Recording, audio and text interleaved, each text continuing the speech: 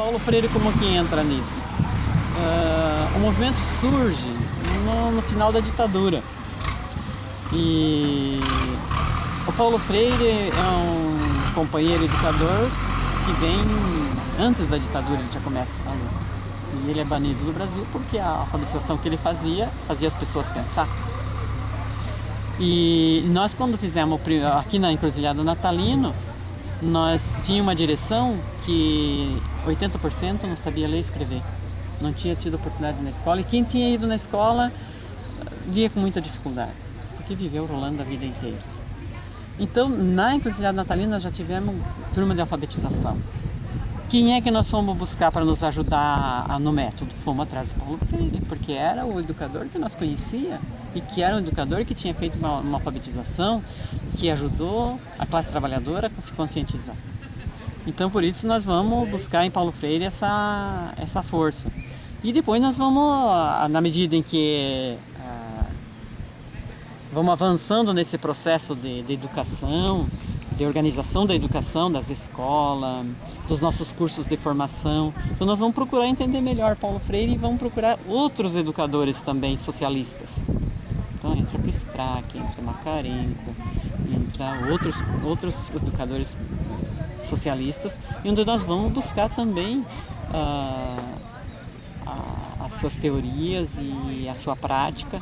E o que isso, dessa prática e dessas teorias, o que nos ajuda a fazer a nossa luta? O que ajuda esse camponês a entender melhor a realidade para poder intervir? Então essa é a nossa pergunta. Quando a gente busca uma pedagogia diferente e uma pedagogia socialista, nós buscamos sempre com essa pergunta. Que pedagogia vai ajudar esse camponês, essa camponesa, esse jovem, essa criança camponesa a entender a realidade, intervir na realidade e crescer como ser humano? Que a gente, como movimento, nós estamos entendendo. E aí nós também temos polêmicas internas. Se a gente realmente é papel do movimento ou não é papel do movimento tomar certas iniciativas na política. Né? Mas, ao mesmo tempo, como movimento, nós entendemos que é importante como é que, se o capitalismo ele é internacional, a classe trabalhadora também tem que buscar saídas internacionais, né? Pelo menos continentais. Então, por que nós nos interessamos em nos relacionar e conhecer, entender e estar lá na Venezuela? Mas é um governo que aponta para relações diferentes na sociedade. Organização diferente da produção, da organização da sociedade, das relações internacionais. Então, é um governo interessante para que acredita que o povo venezuelano tem direito às riquezas que o país produz. Então, eu acho que isso é uma coisa, é um governo importante. Então, o movimento ele está se relacionando e buscando essa relação com os países, e isso veio muito do estudo da história do Brasil e da história da América Latina, quando nós começamos a estudar e a nos relacionar com esses povos, para entender.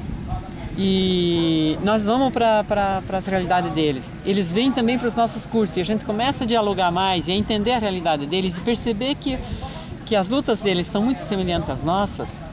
Nós então começamos a nos relacionar e entendendo também que ou nós formamos uma frente latino-americana de luta, ou nós não vamos conseguir enfrentar o capitalismo. Nós temos que nos fortalecer como país, como movimento, como país, como continente e depois como classe trabalhadora a nível internacional. Então, e por isso que o movimento busca isso. Mas e sempre, as relações do movimento sempre foram em primeiro lugar com a classe trabalhadora daquele país. Depois que veio, os governos vieram depois, por uma consequência dessa relação com a classe trabalhadora daquele país. E quando esse país, a classe trabalhadora consegue pôr um dirigente um pouco mais afinado com a classe trabalhadora, então o movimento também, em alguns locais, teve aproximação, não tem aproximação com esses governos.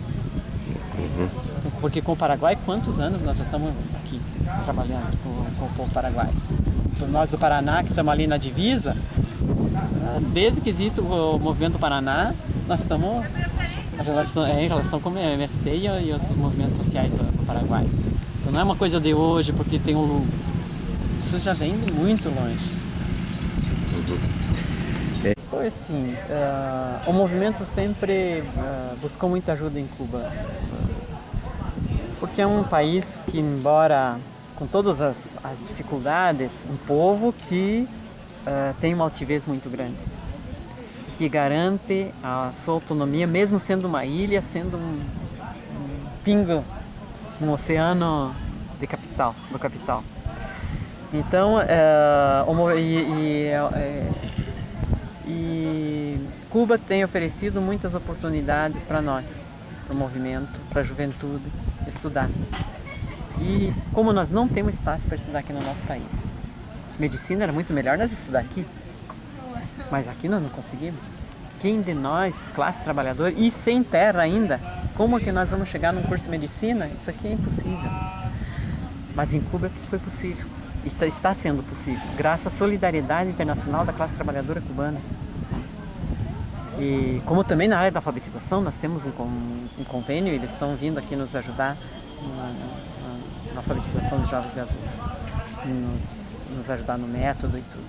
Então, essas relações são relações de classe, que para o movimento é importantíssimo. E na construção de um projeto de sociedade diferente, uma sociedade mais socialista, onde realmente o ser humano tenha seu valor, né? E Cuba tem. Lá as pessoas são importantes. Todo mundo tem o direito de estudar, todo mundo tem o direito de comer. As necessidades básicas todo mundo tem resolvida. Numa ilha, com os furacões e com os problemas que tem. E então a solidariedade cubana foi e está sendo muito importante para nós, e por isso que também nós somos solidários a Cuba quando nós podemos, nós sempre defendemos Cuba. E vamos continuar defendendo. Quem pensou o Brasil? Quem pensou a Revolução Brasileira? E por isso que nós estamos Floresta Fernandes, Caio Prado Júnior, e esses grandes escritores, grandes pessoas que pensaram o Brasil já. Porque nós não vamos começar nada do zero. A história não começa com o movimento sem terra, mas ela já existia. Mas só nós olhar só para o Brasil, a história existia antes e existia ao mesmo tempo, né? Então, a importância de nós estar estudando o pensamento socialista mundial. E aí nós estudamos Gramsci, e ele tem interferência e tem influência no nosso meio, né? Estudamos Mariátegui, estudamos todos esses pensadores latino-americanos e europeus também. Lenin, Marx, nós estudamos, não podemos dizer que não. E eles são importantes porque eles ajudam a classe trabalhadora a entender a sua função na história e compreender a realidade. E, claro, Gramsci ele escreveu para a Itália, num período da história da Itália, mas tem coisas que ultrapassam a Itália.